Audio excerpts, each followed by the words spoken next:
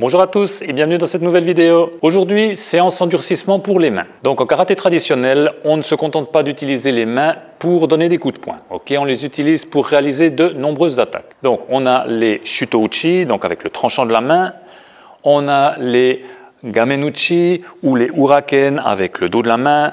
On a les nukite, les attaques avec les doigts. On a les shote, les attaques avec la paume de la main, etc. Maintenant, pour que ces attaques soient efficaces et pas dangereuses pour la personne qui les donne, il faut bien entendu, comme d'habitude, endurcir toutes les parties qui vont nous servir à réaliser des attaques. Pour ce faire, on va utiliser un outil qu'on trouve dans de nombreux dojos Okinawa, à savoir une pierre comme celle-ci. Donc, je répète comme d'habitude les précautions d'usage. Lorsque vous faites de l'endurcissement, si vous n'êtes pas habitué, ne commencez pas immédiatement par taper comme des bourrins. Commencez avec des coups de faible intensité et des séries pas trop longues. Petit à petit, augmentez la longueur de vos séries, toujours avec une intensité faible. Une fois que vous serez habitué à des séries plus longues, vous verrez que vous aurez de moins en moins mal. Alors à ce moment-là, vous pourrez augmenter l'intensité de vos coups. Ça, je le répète à chaque fois, mais c'est vraiment important pour éviter les risques de blessures. Si vous tapez dès le départ comme des malades, vous risquez de vous blesser, ce qui sera complètement contre-productif vu que vous aurez besoin de semaines voire de mois pour récupérer. Donc allez-y vraiment progressivement. Ok, c'est parti pour la séance d'endurcissement. Si vous n'avez pas de pierre comme ça dans votre dojo, c'est pas grave. Vous allez en chercher une dans une carrière ou vous allez choper une brique dans un chantier ou vous allez trouver un substitut, quelque chose de dur sur lequel vous pouvez taper. Allez, c'est parti!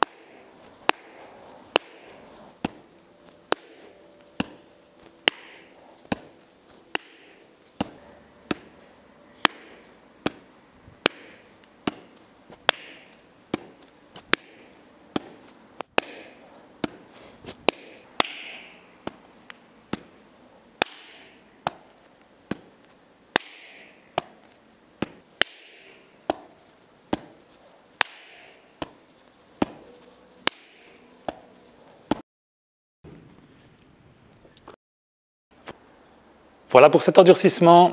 Donc ce genre de séance d'endurcissement, je l'ai fait à peu près 2 fois par semaine. Je laisse toujours 3-4 jours d'intervalle entre 2 sessions. Et si j'ai mal après ces 3-4 jours de pause, ça veut dire que j'ai frappé trop fort la fois précédente, donc il faut que j'y aille un petit peu plus mollo cette fois-ci. Ce genre d'endurcissement, je le dis et je le redis, c'est quelque chose qui prend des années. Ça ne sert à rien de vouloir se précipiter pour avoir tout de suite des mains super dures. Ça ne va pas arriver, vous risquez de vous blesser. Donc patience, allez-y, petit à petit, gentiment, mais régulièrement. La régularité, c'est vraiment la clé de la réussite de votre entraînement.